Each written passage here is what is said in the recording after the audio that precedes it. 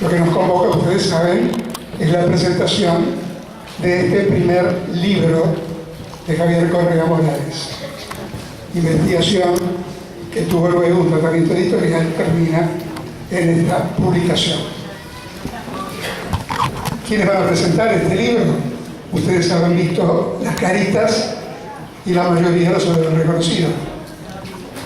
En primer lugar, Virginia Martínez, quien no la conoce como realizadora, productora de audiovisuales, pudo haber sido alumno de ella en la Facultad de Comunicación, o también haber visto muchas de las producciones audiovisuales y también haber leído, porque es escritora e investigadora, algunos de sus trabajos. Vamos a empezar con ella. Luego, el hombre que marcó presencia con Termo y Mate, que es el joven profesor Gabriel Cuirici, que ustedes han de conocer si es que escuchan alguna buena radio alguna vez. Primero estaba en El Espectador, últimamente aparece en Visores del Sol, ¿verdad? En una columna radial sobre diversos temas de historia. No necesariamente de lo que se llama historia reciente, sino muchos temas de historia. Es un profesor de historia, pero fundamentalmente juega un rol de comunicador y divulgador de historia. Incompleto todavía porque es un poco arrogante para escribir, ¿verdad? Y cerramos con Aldo Marchesi, doctor en historia, que tiene algo en común con Virginia, que se ha dedicado mucho tiempo a la investigación de los últimos 50 años de la historia uruguaya. No digo historia reciente porque estoy un poco aburrido el mote. Los últimos 50 años han sido en diferentes aspectos largamente investigados por Aldo y también por Virginia. Empezamos con Virginia, seguimos con Gabriel, luego con Aldo y finalmente le pedimos a Javier que cierre el acto. Gracias. Buenas noches. Bueno, es una gran alegría estar acá porque la aparición, la publicación de un libro es algo para celebrar siempre y porque hay muchas caras amigas de muchos años y otras más recientes. Bueno, yo me siento muy honrada por la invitación de Javier a presentar su libro. Lo hicimos ayer, hoy y lo seguiremos haciendo. Es un trabajo que leí por primera vez en el año 2016, cuando por unanimidad el jurado del Ministerio de Educación y Cultura le otorgó el Premio Nacional de Literatura en los trabajos inéditos en la categoría de ensayos sobre historia, memoria, testimonios, biografías y tradiciones. Creo que es un trabajo muy valioso y original en más de un sentido, en particular por el escenario que elige y por el enfoque que ofrece. Es un enfoque de microhistoria que, como lo dice el propio autor, citando a Carlo Ginzburg, permite estudiar un estrato social en un determinado periodo histórico como un microcosmos. Y el microcosmos que elige Javier es el departamento de Durazno, que no fue su lugar de nacimiento, pero que él siente como propio, en el periodo 73-80, y me parece interesante compartir algunos datos que registré volviendo a leer el libro para esta presentación, porque él describe muy bien el escenario geográfico, político, económico y sociocultural que es Durazno, un sitio cuya capital en aquel entonces no tenía más de 25.000 habitantes y poco más del doble todo el departamento, un territorio predominantemente ganadero, con una de alta concentración la propiedad de la tierra, un lugar donde la televisión abierta, que por entonces era la única que existía en el país y estaba en la capital, por supuesto, los canales se veían poco y mal. Sin embargo, era una ciudad que contaba con un teatro, con un par de salas de cine, con un cineclub de 300 socios y también con más de un diario. Era un departamento en ese momento y aún hoy notoriamente blanco. Y bueno, ese es el escenario que trabaja Javier, pero lo que me parece más interesante es que él, sin descuidar, bueno, el sistema, la totalidad del campo y la profundidad del campo, su mirada nos permite los primeros planos porque atiende a los sujetos singulares como actores políticos y como actores sociales. El trabajo de Javier pone el punto de mira en los civiles más que en los militares y en la aquiescencia más que en la resistencia. No minimiza el papel de la violencia en el periodo, que fue un instrumento dominante y la modalidad en que el Estado se relacionó con la sociedad, pero se interna en las distintas formas de consenso, en las estrategias del gobierno, del poder, para lograr ese consenso. Y recorre todo el arco, desde la colaboración activa hasta el silencioso conformismo.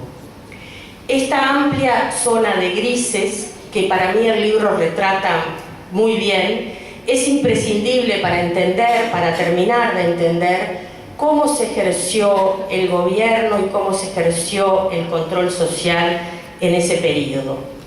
Algunos temas que son muchos, pero que a mí me parecieron particularmente reveladores, interesantes, y sobre todo porque aportan al conocimiento de las conductas autoritarias de la sociedad uruguaya, las estudia Javier a través de la publicidad.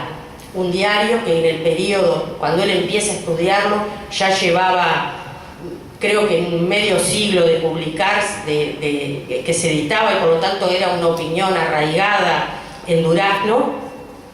Y él estudia una expresión política y social exaltada e integral como fue el anticomunismo, que uno releyendo ahora el libro uno lo ve claramente como resalta esa actitud como si fuese una especie de casa en un descampado, ¿no? en un departamento, en una sociedad relativamente pequeña como Durazno.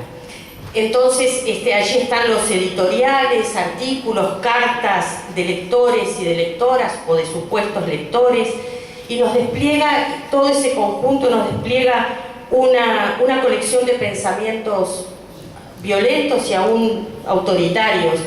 Yo traje un fragmento porque me impresionó, el de una madre que pide la expulsión de un profesor del liceo y dice: no se puede tomar otra medida que sacarlo de los fundillos y que no vengan con averiguaciones de por qué esa parte le quedó tan deteriorada, convocando al Senado de la República para que se expida.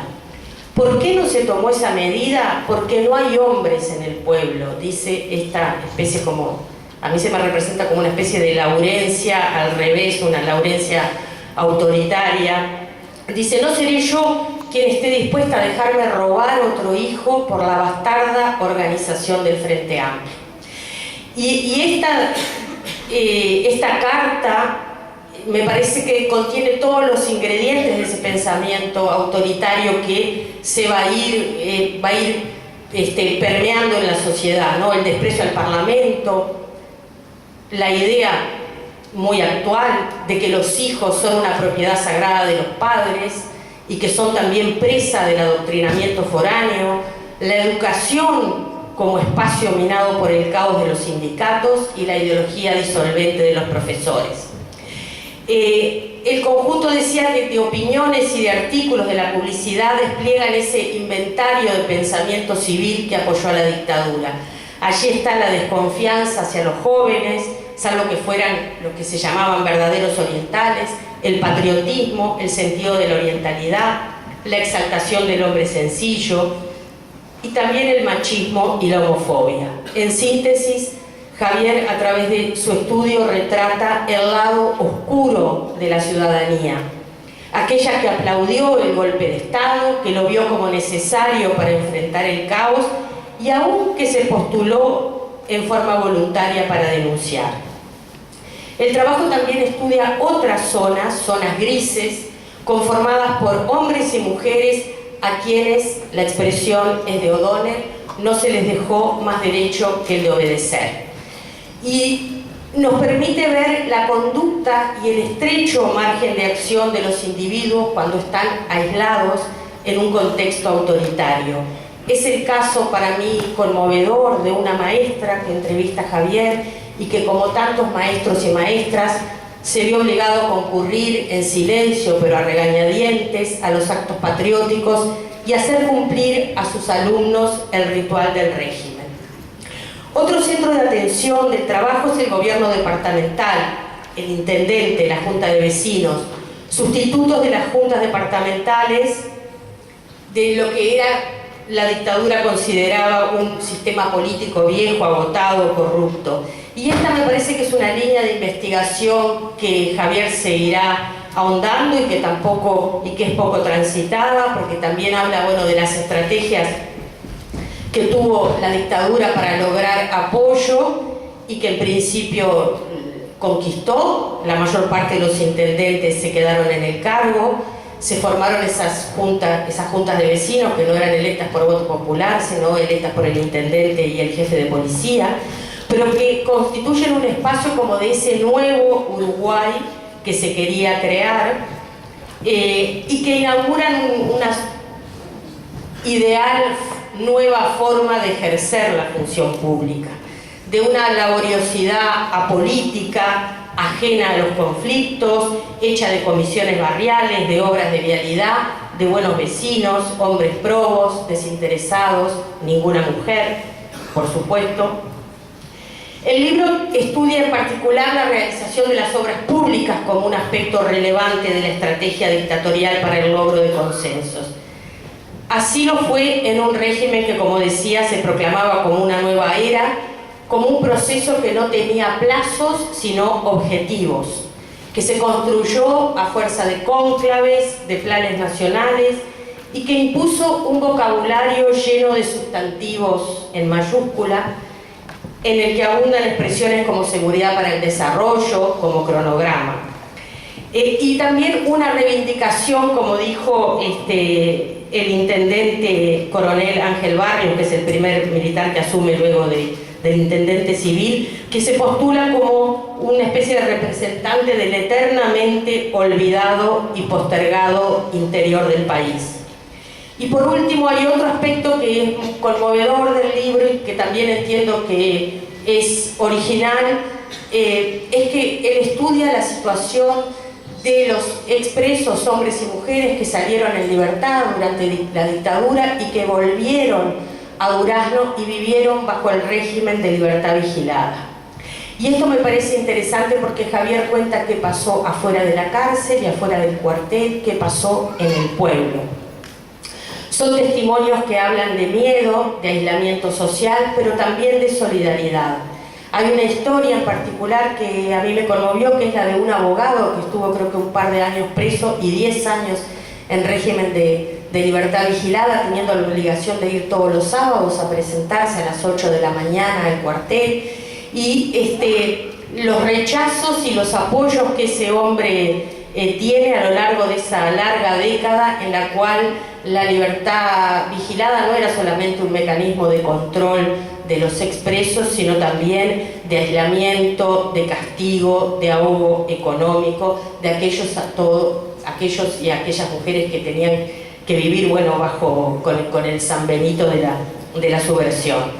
Y ahí también vuelve a desplegar, y eso me parece muy, muy rico, un amplio espectro de conductas sociales que deja al descubierto de nuevo esa zona de grises que va desde el ominoso retiro del saludo a la persona que estaba en situación de libertad vigilada hasta el arriesgado apoyo por mínimo que fuera. Y por último, no quiero cerrar ni extenderme más, pero tampoco quiero cerrar este comentario sin hacer referencia a un caso que no es el centro del trabajo, aunque Javier lo menciona, pero que es de mucha actualidad, y es el caso del asesinato por torturas de Óscar Fernández Mendieta en el cuartel de Durazno, que ocurre un mes antes del golpe de Estado, y digo que es de actualidad porque en este momento el fiscal de la Fiscalía Especializada en Delitos de Lesa Humanidad está pidiendo el procesamiento de 4 militares responsables por el homicidio, es decir, que todavía el pasado está presente porque está la impunidad, pero también hace poco tuve ocasión de leer el expediente ante la justicia ordinaria y en las declaraciones de los médicos que estuvieron a cargo de una segunda autopsia que se pidió luego de la primera autopsia falsa o destinada a falsear la causa de muerte, vuelvo a encontrar ese arco de conductas que había leído en el trabajo de Javier, desde los médicos que aceptan participar en, bueno, el médico que firma la autopsia falsa, pero también los que aceptan participar en una segunda autopsia y las consecuencias que ello trae, cómo trabajan bajo presión y cómo sufren represalias, y eso nos vuelve, o me lo hizo asociar a mí con el libro, porque vi reproducida esos pliegues que se dan en la sociedad bajo el imperio del terror. Así que yo lo recomiendo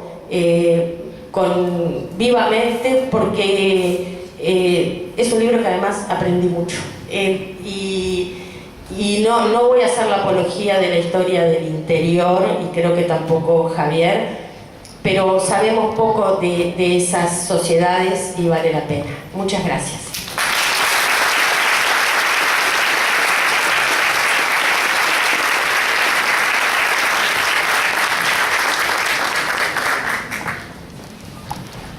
Bueno, buenas noches. Gracias, Javier, por la invitación y por el libro, que estaba muy bueno. Yo lo leí ahora para la presentación. No tuve esa chance porque sé que Aldo también estuvo como tutor responsable y ya lo conoce la versión grande. Yo me encontré con la versión de divulgación y la verdad que yo no sé si hacer una apología de la historia del interior, pero a mí como profesor me pareció que cubría muchos vacíos que no tenemos, sin ser una historia localista. No sé, muchas veces estamos acostumbrados a que lo del interior se vincula con reconstruir genealogías, hechos puntuales, obras, momentos, ¿no? Pero por historiadores locales o con una cuestión costumbrista. Y acá uno se encuentra con una verdadera, le llaman microhistoria desde lo metodológico, pero hay un giro, al menos desde lo que yo he leído, en la historiografía, porque tiene diálogo con la historiografía internacional, un muy buen diálogo también con lo que se ha producido acá sobre historia reciente, y a mí me generó como la sensación de qué aldeanos que somos los montevideanos de lo que no sabemos del interior, ¿no? Y como esa necesidad de conocer más, porque el tema de los intendentes que apoyaron la dictadura, por ejemplo, es una pregunta que está al final, pero ¿no? ¿Cómo no hablamos? Porque siempre está el dicho del país, el diario de la dictadura, porque los intendentes que apoyaron la dictadura es increíble, ¿no? Es increíble que no esté en la agenda tan presente. Muchos quizás lo saben aquí. Estoy hablando como profesor, pensando en mis clases y en lo que va y viene también en las clases en facultad, no está ese tema presente, ¿no?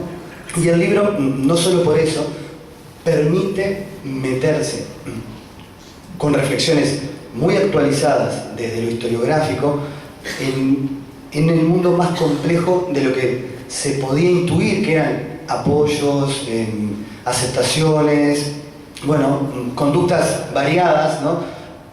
Pero de una parte de la sociedad que muchas veces no es protagonista de nuestros relatos, y entonces creo que eso es un súper valioso hallazgo, ya hace mucho que está, pero que ahora salga.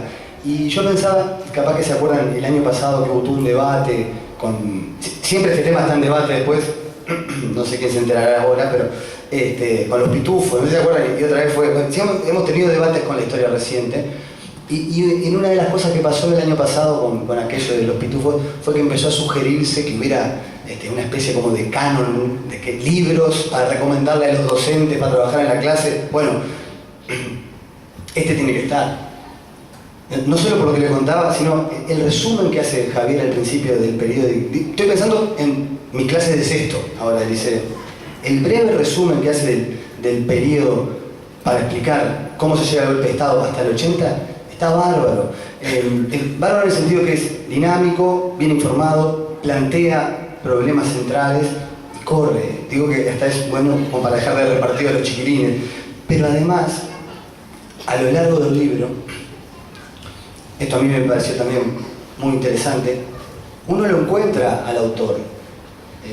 Es muy explícito Javier en muchos momentos decir, yo tuve este problema con esta entrevista, o me generó tal duda, tal planteo teórico, ¿cómo aportarlo acá? Y cuando plantea las discusiones, que son muy relevantes todas, siempre lo hace desde una sencillez que denota profundidad, sin querer convertir todo después en un neologismo teórico que sería engorroso. No, es concreto, directo, reflexivo, plantea las preguntas, cuando no encuentra las respuestas es muy franco para decir, habría que cambiar acá me faltaron fuentes. Incluso también por eso es muy útil para trabajar con los estudiantes, porque muestra, sin hacer un striptease, digamos, sensacionalista, muestra las dificultades de la investigación. Y tampoco sin hacer una lágrima y decir, no pude encontrar, no, hasta esto llegué, falta esto otro. Eso me parece súper interesante también, porque, bueno, capaz que en otros casos se puede lograr, pero muchas veces la conversión de una tesis en un texto de divulgación tiene como ese lastre que nos demandan los productos académicos, y en este caso yo encontré una cosa muy fluida, pero que no esquiva los problemas, ¿no? No hay una jibarización de los problemas con tal de que sea fluido, pero a su vez eso no frena la lectura y tiene momentos también, o sea, sigo hablando de lo que yo haría en la clase, ¿no? Ahora Virginia recordaba la perla de esa madre, ¿no? Y los que mascaron chicle. Tiene perlas documentales impresionantes. Incluso, yo acá voy a decir dos cosas más porque no quiero hacerla muy larga, pero cuando yo vi la tapa, no sé qué les pasó a ustedes. No sé si está el mundo. A mí la tapa no me gustó. Y aparte me parecía una frase, me sonaba a lo de Pacheco. Digo, mi recuerdo de la infancia, una cosa así. Y después me metí en el libro y ahí descubrí un personaje. Sé que debe haber mucha gente de Durano, capaz que alguno lo quería. Sinforoso Rodríguez. Sánchez, perdón, perdón. Pero el tema es Sinforoso. Yo pensé que estaba leyendo un libro de Juseca, de Don Verídico, porque el nombre está igual. Y al final resulta que este Sinforoso, los que lo saben, pero comento a los que no son de Durazno, vivió 100 años, fue que en la junta esta nombrada por el intendente sustituye a uno que renuncia, y es el que dice esta frase, lo hicimos ayer y lo seguiremos haciendo. Y Javier cuenta en una nota al pie que en alguna de las genealogías, no sé cómo se llama, de colorados grandes o importantes figuras del Partido Colorado, está Sinforoso, pero se omiten.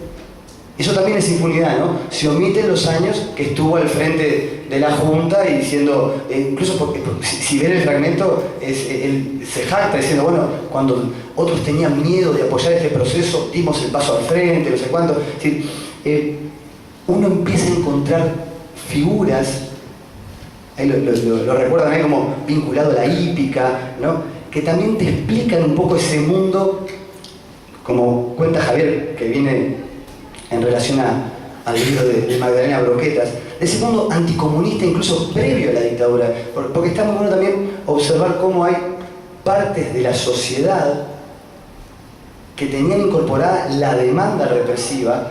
No es que directamente se volcaron al régimen, sino que es parte de esa dictadura civil-militar que tuvimos. Entonces, conocer esos aspectos yo creo que, aparte de que resulta atractivo narrativamente y es pintoresco, también nos devuelve un poco a la condición heterogénea de nuestra sociedad, ¿no? Entonces yo creo que eso es muy valioso. Lo otro que me pareció también muy interesante fue el concepto de Tupac conocido. No sé si él sugiere por ahí, capaz que lo puedo contar él, ¿no? En las entrevistas con las personas que sufrieron la vigilancia, la prisión y la libertad, pero después convivir en el pueblo.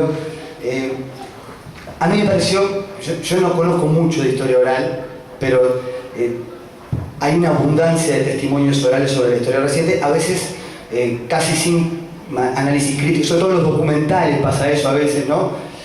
Y Javier, con pocos extractos, va tirando pinceladas de análisis, aparte de que tocan lo emotivo y a uno le permite reconstruir cómo vio la gente, también de cómo se cuentan las cosas, ¿no? Y está esa idea de que muchos dicen, bueno, yo no era nadie, en realidad fulano, que era Tupac conocido, dice, puede ser una categoría nativa, ¿no? Es decir, también, y esto quizá más a la gente que está metida propiamente en el campo historiográfico, es decir, esos hallazgos, capaz que hay otros, yo no los conozco, pero esas novedades que se van generando a partir de alguien que se mete en profundidad con un marco teórico denso, pero a su vez flexible, porque Javier mismo lo dice, yo cuando hice los trabajos después empecé a reflexionar sobre cómo encaraba los temas, y es muy honesto al ponerlo, creo que le dan una solidez a los aportes que hace, muy destacable, ¿no? Y que por eso yo diría de incluirlo en este canon que los profes tenemos que tener para leer. Lo último que quería comentar, si es que no me olvido de nada, porque digo, el libro tiene pila de cosas, ¿no? Ni que hablar de la estructura, un detalle, ¿no? Pero habla del momento que hacen las obras los militares y cómo, digo, todo capaz que lo sabe, pero a mí me gustó poder leerlo en la secuencia que lo plantea Javier. Cuando se viene el plebiscito del 80, se llena de obras y ya dialoga de antemano con el trabajo de Aldo sobre cómo el interior era un objetivo de destaque por la política de la dictadura, pero viene el plebiscito del 80 y ¡pum!, ¿no? Y también hacen campaña electoral. Y también me quedé pensando una cosa, ya voy a lo último, pero que los anoté y no me los quiero dejar decir. Lo que vos mencionabas, Virginia, de ese discurso de la publicidad o de esas madres, Javier en las conclusiones tira una cuestión que es interesante, no se puede resolver en el libro, que de tanto hablar con gente que tuvo presa y cómo se reinsertó, a él le hizo pensar qué pasa con la gente presa hoy cuando vuelve. Y a mí me pasó algo parecido al leer lo de la publicidad y toda esta verba anticomunista de aquella época, pensando en cuánto hay hoy en las redes sociales de eso, ¿no? Y cómo se empieza, capaz que no es anticomunismo, pero si uno está atento, ¿no? También creo que trabajar sobre estos temas puede ser, no sé si llamarlo un antídoto, pero una buena herramienta para ser críticos ante esta proliferación tan necia de comunicaciones agresivas y respetuosas, ¿no? Y también carentes de sustento empírico y de humanismo, ¿no? Creo que es un punto interesante para analizar. Y lo otro, que me gustó mucho también, son pinceladas, pero yo porque se van a encontrar con cosas que están muy interesantes, es cuando, son dos cositas, la Junta de Soriano, porque también es esto, no tenemos historias de las juntas, y la Junta de Soriano, él lo rescata ahí, cuando las van a disolver, decide hacer una reunión extraordinaria y marcar que lo que viene es ilegal, antidemocrático, ¿no? Me hizo acordar cuando bueno, esto lo sabe Ana Frega, ¿no? Y todo, pero cuando la Junta de Soriano declaró, no era la Junta, pero siempre fue el cabildo, no sé, un cura que declaró muerta la monarquía. En Soriano siempre hay actos de resistencia interesantes. Y lo otro es cuando a Iturria no lo renueva, porque esto también hay divisiones entre quienes apoyaban o no.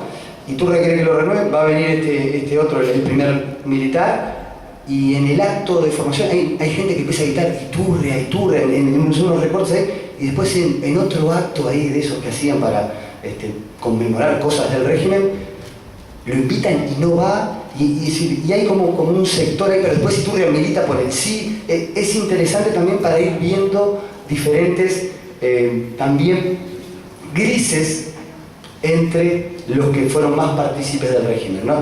Lo otro es que con todo eso, igual en Durazno hubo resistencia. Eso también es muy interesante, ¿no? Es decir, esta gente, la que más protagoniza el libro, salvo en el último capítulo, no logró imponer una cultura que después fuera la masiva a la hora del plebiscito y lo que pasó, aunque sí después tuvieron participación política. Pero lo último que quería decir, y con esto doy paso a Aldo, es que a mí son pavadas de uno, pero todo lo que decía al principio, todo esto que a uno le genera pasión, gusto, seguir buscando cosas de la historia, Me parece que en Javier se dan unas características que son interesantes para pensar. Yo no creo mucho en la astrología, pero de última, vos arrancaste con los datos, y el autor tiene que ver.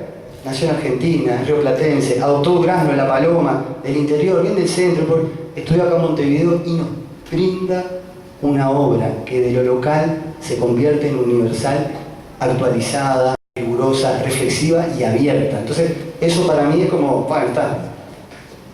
Es para agradecerle, nada más.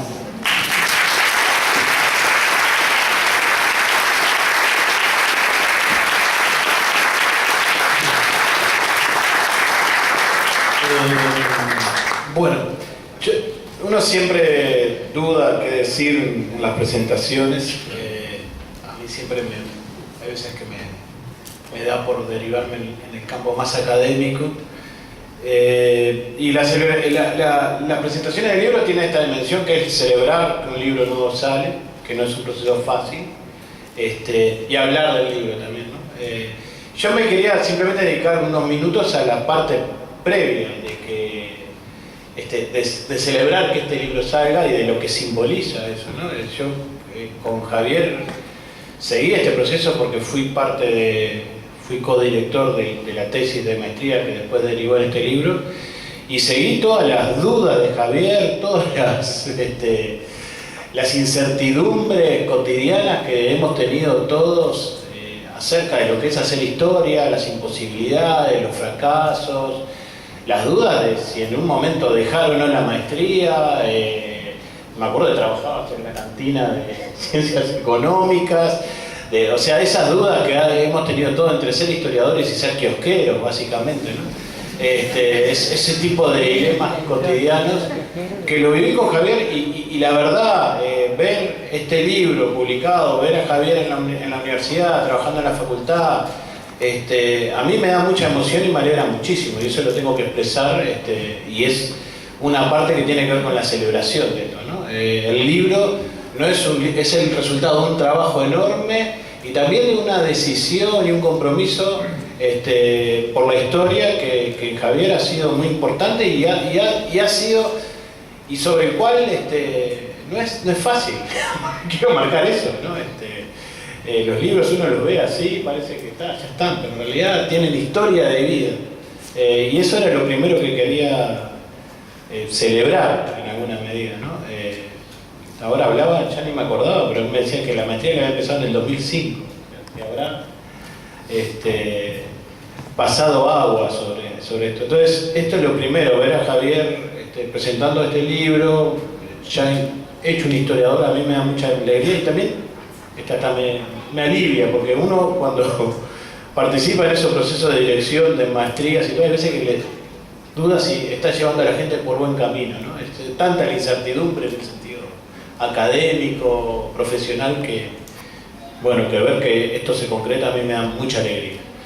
Lo segundo que quería decir también en el plano personal, pero esto ya es más académico, es que en ese diálogo con Javier yo también aprendí mucho, y fundamentalmente aprendí de esta cuestión, que es una cuestión académica, pero también es una cuestión cultural, de la tensión entre interior y Montevideo, ¿no? Yo soy de esos tipos que viví toda mi vida en Montevideo, mi formación académica es muy cosmopolita y tenía cierta visión instintivamente muy crítica del interior, y si bien tenía una vocación de conocer más cosas, tendría que asumir que la historia es centralista, punto.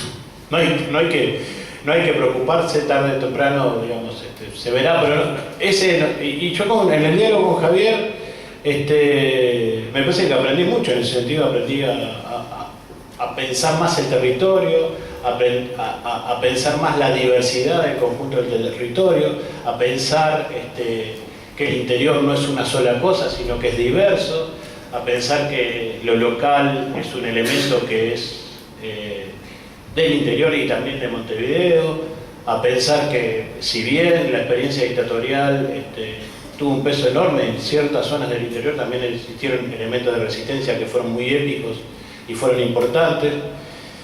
en fin, a tener una visión más matizada y más amplia del proceso dictatorial. Creo que en ese diálogo los dos nos enriquecimos bastante y me parece que es importante, y me parece que el libro, ya yendo derecho al libro, es una de las cosas que realmente aporta, ¿no? Porque es un libro que, si bien trabaja sobre una localidad específica, que es Durazno, no lo hace solo para pensar esa localidad, sino lo hace para pensar el proceso dictatorial en su conjunto. Y gran parte de los temas que los compañeros han reseñado tienen que ver con asuntos que se insertan en la discusión sobre la historia de la dictadura.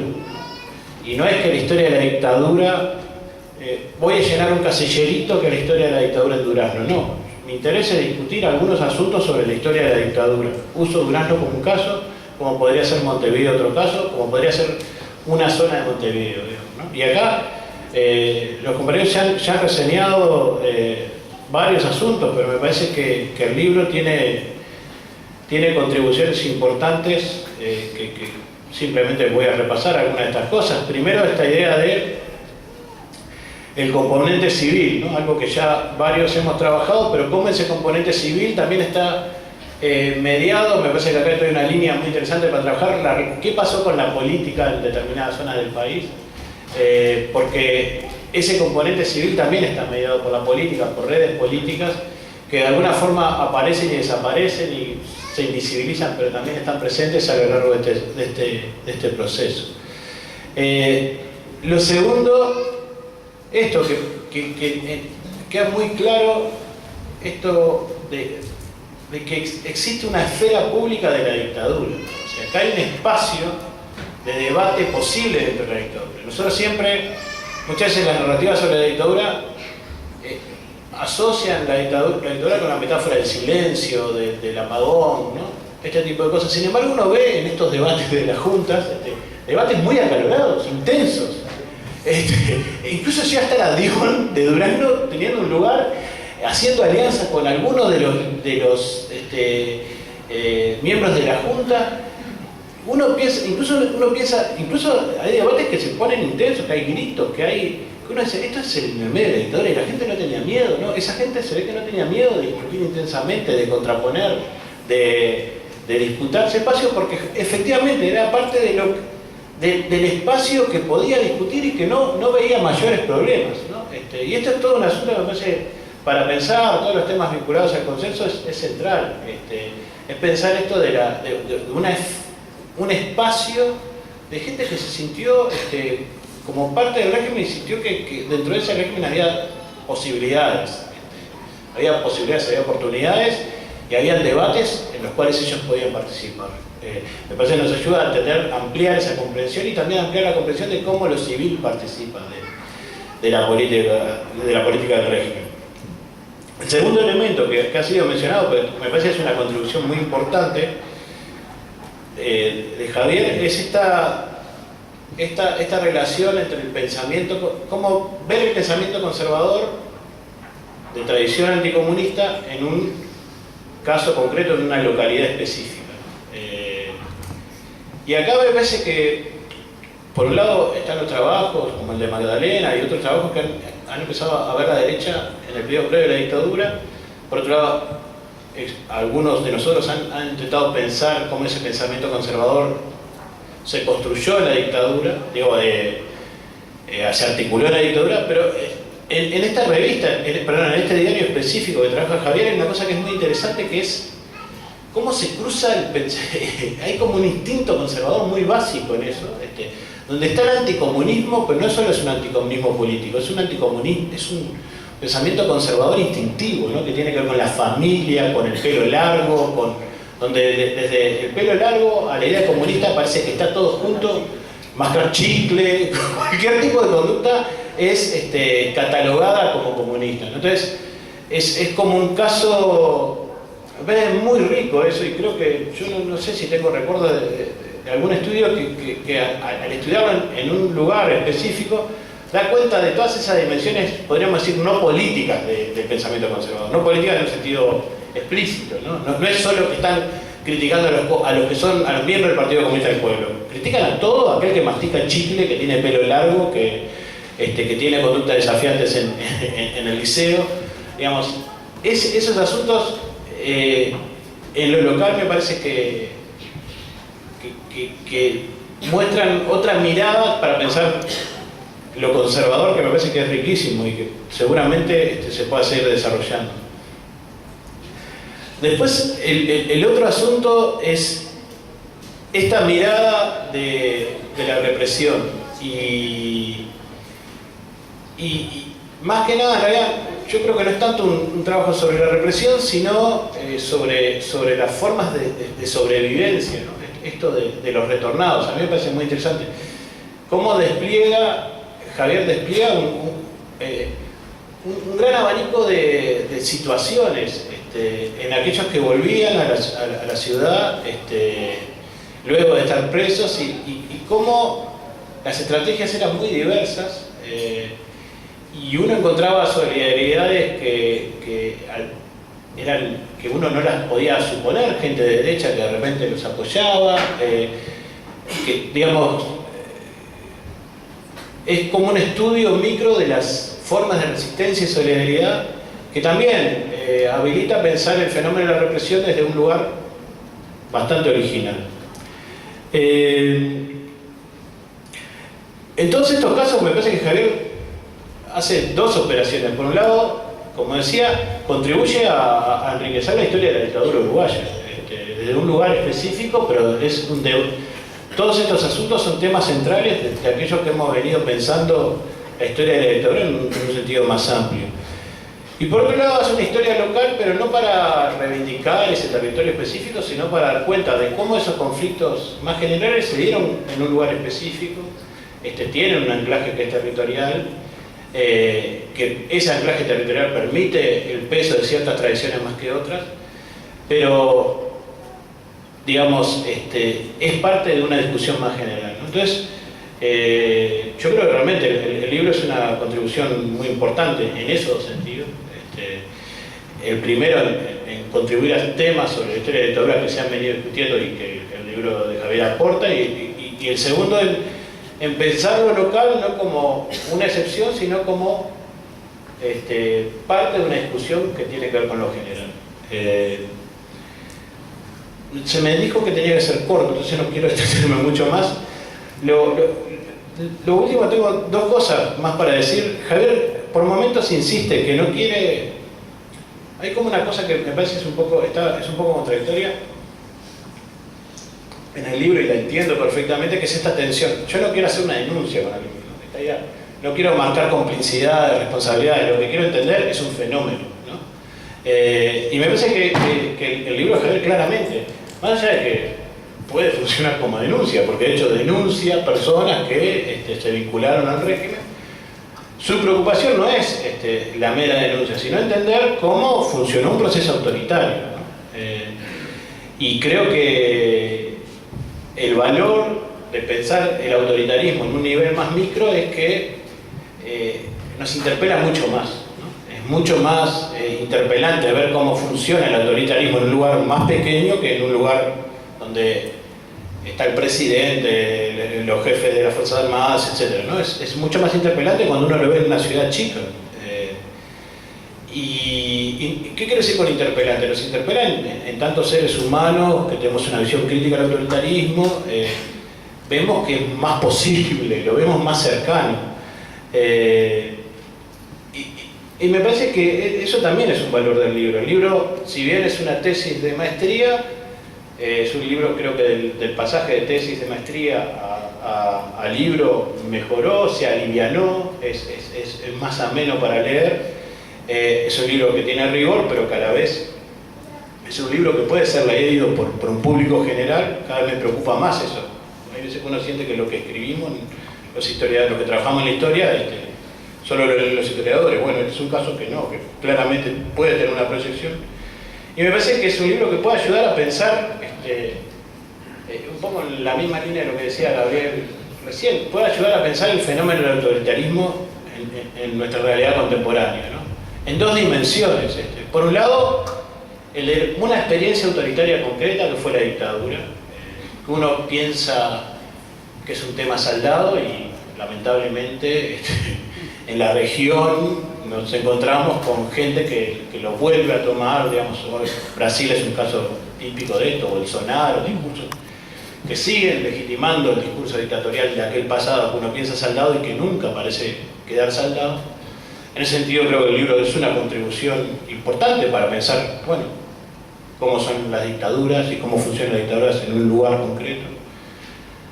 Pero también para pensar el autoritarismo cultural social, ¿no?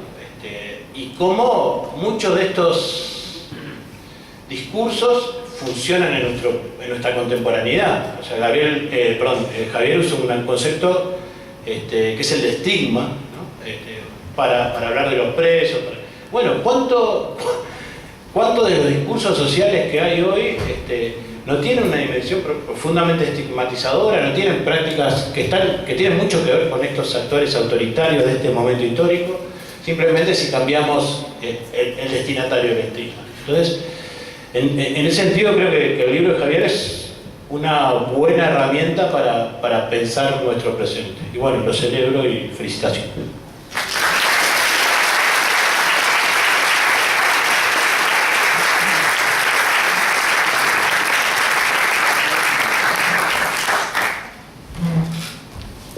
Bueno, dio resultado que toda mi familia estuviese adelante, hablaron bien.